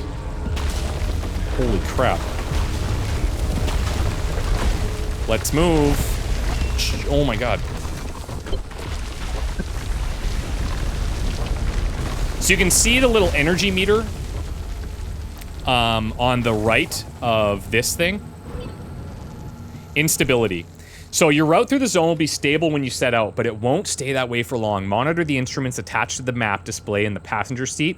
This will help you track instability levels. If those levels are high, a storm is very likely. Some things you'll do in the zone will increase instability. My car's just... Oh my god, I'm getting frickin' launched. I can't even look. But you can outrun it by moving along the route. Nevertheless, the zone's behavior isn't always predictable, especially when you open a gateway. Yep. Okay. Noted. Okay. Okay. That thing was... Look at me. I'm at 54% health there. I got a bunch of damage on the car. Let's go to another one. Now, there is a setting in the options, I believe, so that when you're navigating your notes, you're a little bit more protected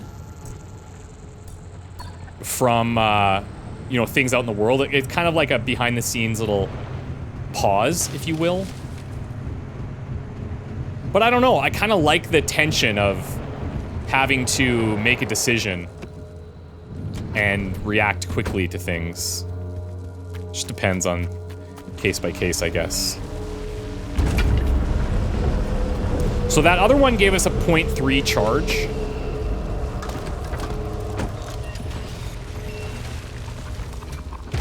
In this one, it was a much bigger circle. The ARC device is charged and ready.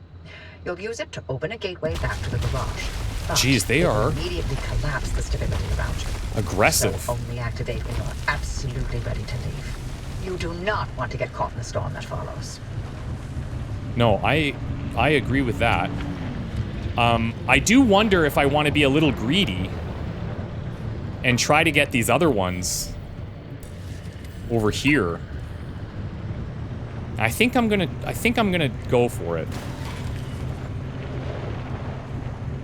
Let's see if I can navigate this hill. Oh no, that's gonna be bad. Let me get back to this street. Oh my god. I'm trying to avoid this abductor as well, which is like not great. Okay, you know what? We're not gonna do that. We're just gonna go. We're gonna be safe. Because here's what happens, hey? If you get caught out and you die, you lose almost all the stuff that you had acquired. And I do not want that. However, I do want more plasma.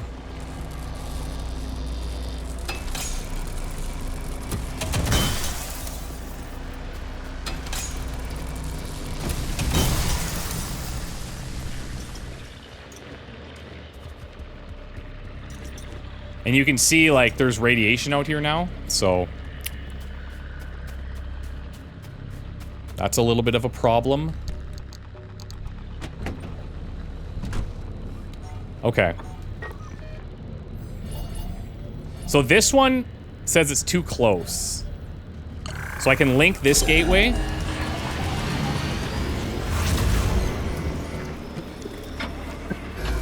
You see that glowing pillar into the sky? Drive into it. Yes, it looks like hot death, but it's so much better than getting scrambled by the instability.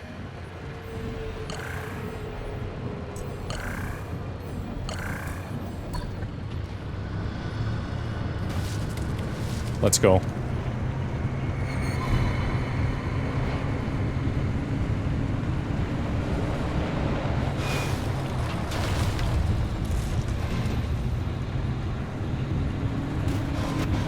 Come on, baby.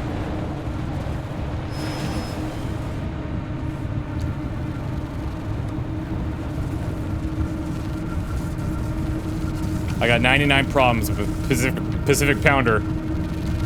Well, it's about 99 of those problems, to be honest. Take me! Sick. God, is that ever cool? There's our trip report. We were out there for a while, okay? We got stable energy. There's unstable and corrupted, which come later, I believe. Alive. Was certain if the zone didn't get you, that gateway would. Did I not mention that you're the first human I've sent through that thing? I mean, they've been rodents, but it's not like it's completely untested. But anyway, it worked. So, you should have made it back with everything you collected out there. That's the beauty of the gateway. It's the only way to get back with all your marbles intact. Now, take those parts you found into the back room. I'll let you use my fabrication station. For now. That station will concoct ways for you to rig up anything from roof racks to flare guns. Assembling an antenna with those parts you brought back should be easy as pie. But it requires anchor juice to work its magic, so bring back as many as you can. And just because I haven't used that garage in decades doesn't mean you can trash the place. Mess up my equipment and I'll throw you to the anomalies so quick you'll get whiplash. Jeez. Understood. Clear? Yeah, clear. Don't worry. God, freaking freaking out here. Let me transfer all this stuff. I think it teaches us a faster way to transfer this, if I'm not mistaken, with some type of, like, suitcase or something, but anyways, I'll transfer this all like this for now. It's a good habit for me to get into, you know? And I don't know if there's a better place to store the... Oh, hint. That's crazy. Hint, store in fax machine. I don't know if I have access to this yet. If I was a betting man, it might be back there. Okay, anyways, this is definitely locked. Heavy duty, we can use that impact hammer. So this is the thing I was talking about before. This is locked. Doesn't mean you need a key. Many simple locks can be forced with small tools, but we can break this one. And we're in.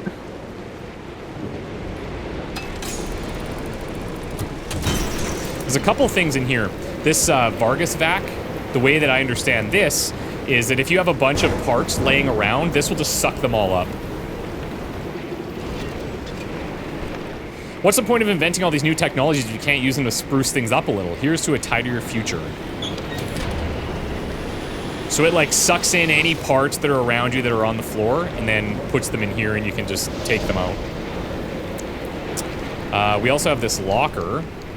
Okay, we got crude panels, crude bumpers, a hand brake. Here's our broadcast transmitter, a hand vac, some rubber, canned food, putty, deadly. It's so freaking loud.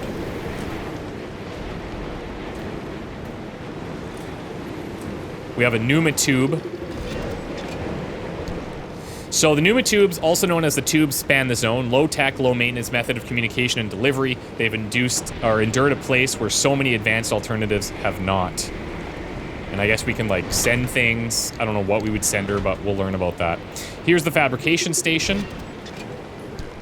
This is where the real engineering gets done. The fabrication station will allow you to unlock a host of new technologies and will help you to upgrade both your auto shop and your car. Let's get in there.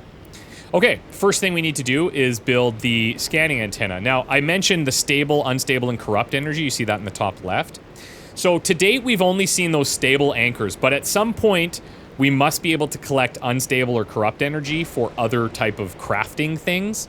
So the scanning antenna here, you can see we have to have the craft mat, which we do. We need the transmitter, plasma, and scrap metal, and then a certain level of stable energy. So let's go ahead and make this. And we've got it. This is a brand new part of your garage just waiting to be installed. What's the holdup? Yeah, okay, so let's go install this puppy on the roof.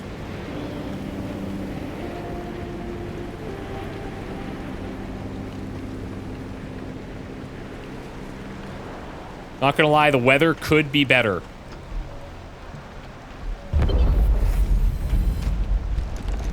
Cobble together using equipment from Oppie's vault and scavenge spare parts. This will sweep the zone to detect pockets of stability. Yep. Antenna signals coming through loud and clear. And it's beautiful. Give it a moment to initialize.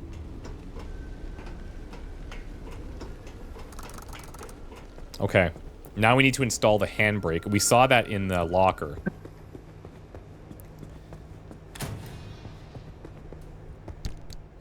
Okay, let's take this.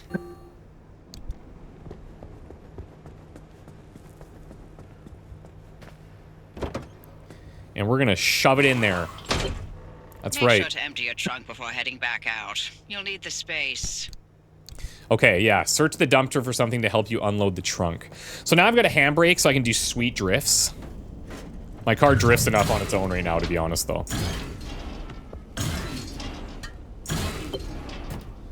Thank you. So driver's recommended checklist.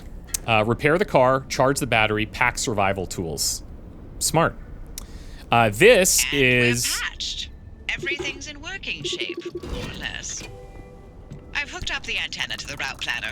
Give it a look after you're done peeping through my garage. Thanks, Oppie. Will do. We can transfer all your resources and items with ease thanks to this portable garage buddy. And it's an essential item. So we can pick this up. You could come over here. We could take whatever we needed and put it in the trunk. And then we can drop it in there. But for now, I've already moved everything, so it's not a big deal. We do, however, need to repair the car a little bit. So let's go ahead and do what we can to some of these things. It looks like the repair putty gets used at a steady amount every time you chuck it, but it will just repair the thing back to full, whatever it is that you're repairing. That's what it looks like anyway. Steel door. What is that? Ah, okay, that crack. That's a new status. So, steel door, sure. Status cracked. Glass is fragile material. It's inevitable that stress and sudden shock are going to take their toll. It's a good idea to fill in these before they get worse. So we need a sealing kit. All right.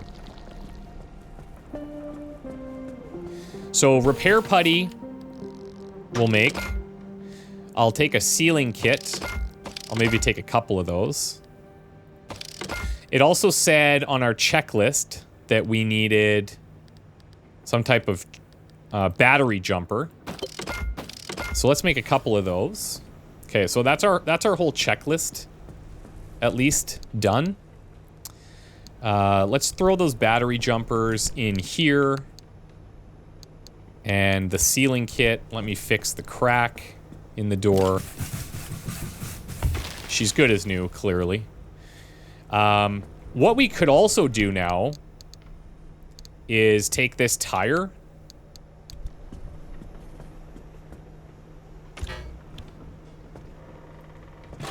No, not the panel. The panel's good. Yeah, that's cool. And we'll throw this on. And then we can use the sealing kit here as well. Just like new, guys. It's just like new, okay? And now I've got a spare tire. So we're gonna be running on some good tires, okay? We're not messing around here. Let's get the putty back out.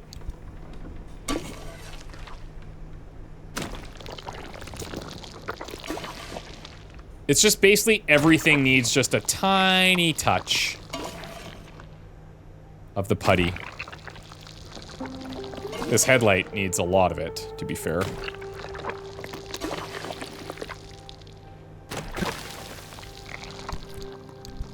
Let me make some more. It's cheap and easy. Just like me. What?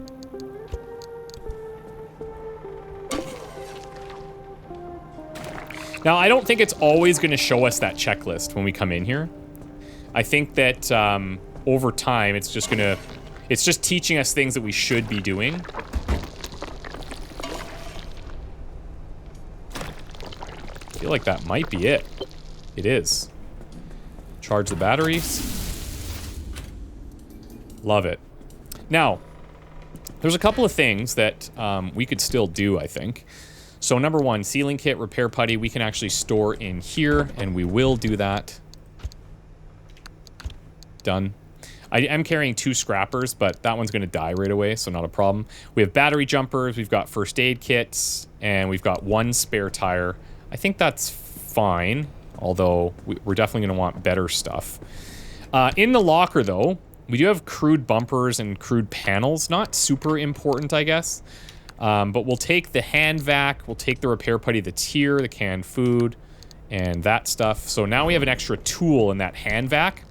So using most of the same basic principles as a domestic vacuum cleaner, though without any regard for safety constraints, this device allows for the swift collection of just about any solid or semi-solid substance. It will try to suck up anything small it's pointed towards. So we can use this to like suck up stuff on the ground, like parts and stuff, but also there was that kind of that lighting system outside that early trailer that we saw that said we needed a hand vac for it. The other thing we can do is take a look in here and see what's available to us. So there's a couple other things that are available right now.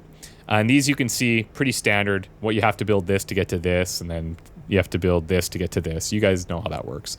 If you go up here, you can see what's available, and you can go in here and see like, okay, these are all the things that are available to be made.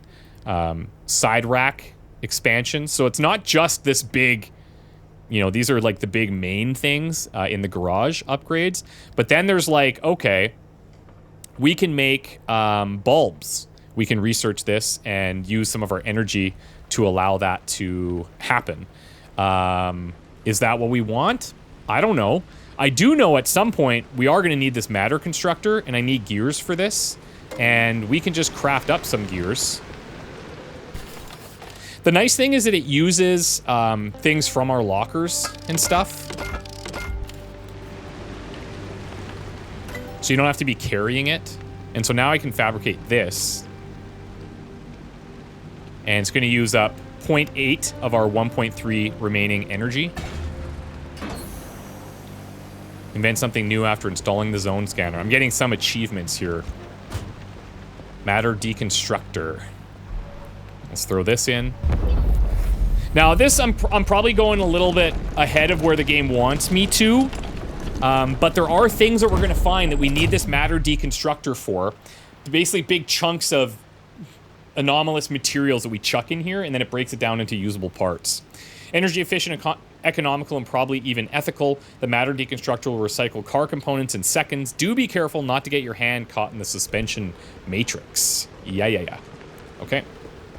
And I only have 0.5 energy left. However, let's just take a look at some of these other things. So there's an improved antenna. Heat sinks allow this antenna to be activated multiple times before overheating. There's the detailing station. Store and install your vehicle cosmetics at this beautiful, at the dedicated beautification station. We have the matter regenerator. We've got expanded locker. We've got outfitting station. Upgrading cars is one thing, but it's time to spend a few of those zone resources upgrading yourself. So this looks like it would be more backpack storage. That's what it looks like. But the detailing station is pretty cool. The problem is we don't have any electronics. So that's one thing that we've spent on our matter deconstructor. Let's see here. So electronics, those little like bulb things. But yeah, we don't have any. So it is what it is. However, there is still some stuff over here. This is a paint shelf. Okay, so even if we don't get into detailing right now, this holds something that, because we have this game early, and if you like get the deluxe edition or stuff, you'll have access to this. It's an artist workstation, but let's look at it. You've got these two things to start. So this radium driver and the shuttle. These are vinyl kits, okay? So if I equip this, check this out. It doesn't have a log for this because it's a like a pre-order bonus. They'll probably end up patching that. That's my assumption, but it's not in here. So I don't know if that'll always kind of show, but anyway. Now we can vinyl up our car and start to make it look nice, okay?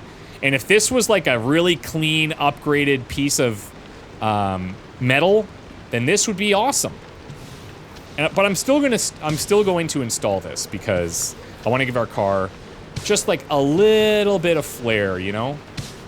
Just something to personalize it. It's not unlimited, as you can see in the bottom left. There's like a certain amount of it that you can use, but you can put it on the chassis itself. I don't know why I would want to do that because you can't really see it, but to be fair, you can't really see it through all the duct tape on my sick doors either. But yeah, there's a bunch of... No! No! Status monitor. Let's log this. It looks good. How's that high res? Yeah, awesome. Let's do our route planner and then the garage will open. Remnant verification a one and done thing? I'm sending you to visit Colossal Cappy. If that old anomaly doesn't induce electromagnetic resonance in your car, then we're free from Tobias's fever dreams and we can get you out of here. With that antenna fixed, you can now detect stabilized road junctions in the outer zone. You've got a stable route heading straight to Cappy's front door, but the energy readings are off the roof.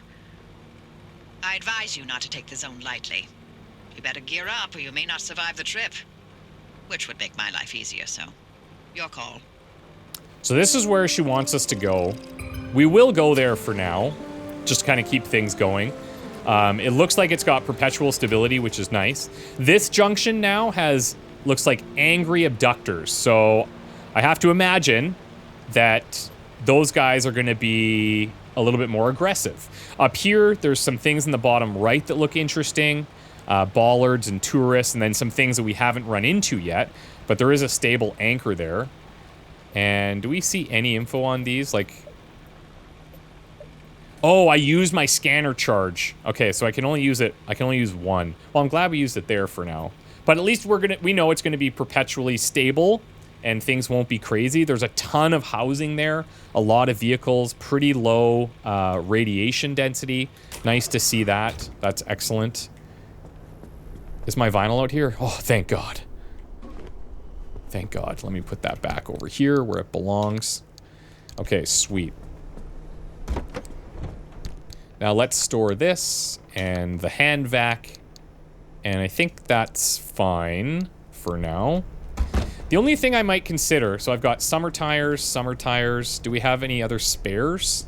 I have one spare. Do I have enough to make another summer tire? Not even. I probably have to unlock that through here. Let's look here. Yeah, summer tires. And I can just use fabric and just the last remaining bit of my energy. So there is that, or I could use bulbs, or I could go into lights and make proper headlights, but I need a research bulb. So that's probably this, right? Research the bulb to get that.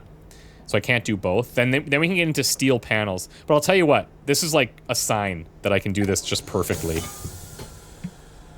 So let's make summer tires, or at least one. And we need gears, so we'll make that. Totally sweet. Remove this junker. And I'll just store it in here for now, I guess.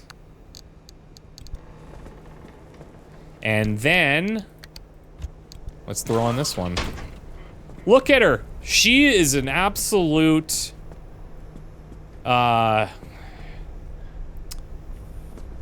well, she's something. You can't argue with that. She is absolutely something, for sure. There's some free repair putty. We do have another vehicle out here. Armored panel, very interesting.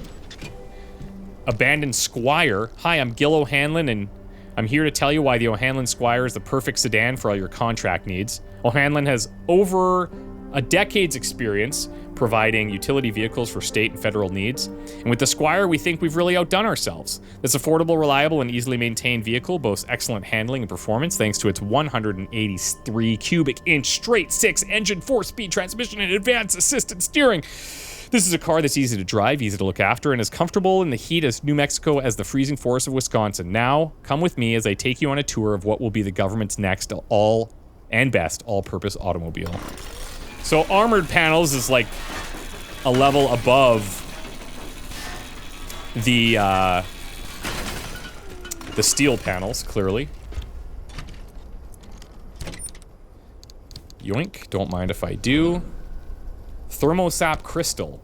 Tolerance to this artificially grown crystalline substance has for extreme temperatures and sustained stress is extraordinary. It suggests all manner of mechanical applications. We'll see if we can't burn through this scrapper here on this junker before we leave.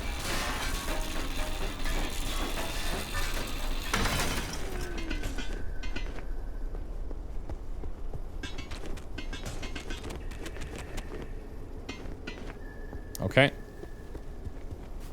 And this is open now. What's in here? Oppie, what the frick is this? Huh. We don't know.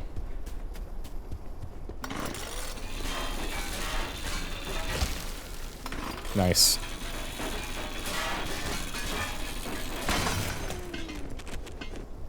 Okay, now there's a couple of things that we could do. Like, we could store all of this in here, but I don't think having some materials here is a bad thing.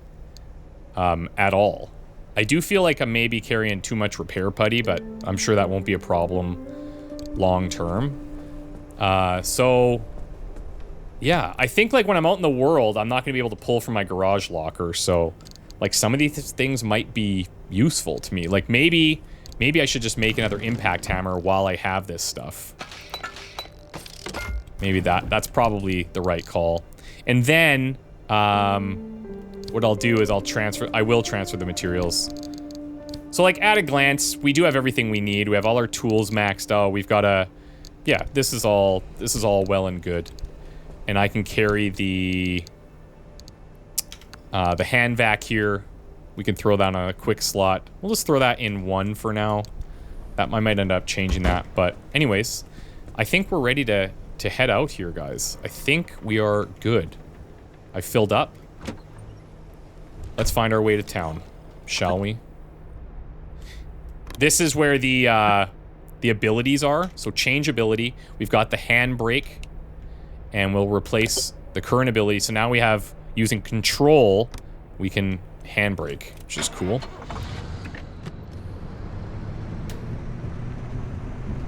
There's also, as you may have seen, there's like engine upgrades and stuff that we can do. Right now we just have the basic carburetor engine, but if we're really good at collecting all that energy, we'll try to get some sick updates. Guys, thank you so much for watching. We're gonna hit this teleport, and we're gonna stop there. We'll see you in the next one. If you could drop a like on this video, that would really mean the world to me. I know this is super long. I hope you guys like this extra long first video, and we will carry on from here. I do think that we will just go straight to this zone, but we're not always gonna do that. right? We're gonna explore. I think just for now, to kind of keep some pace with the story, we'll go here and we'll see how it goes. But it looks like I have to go through here first. Am I right?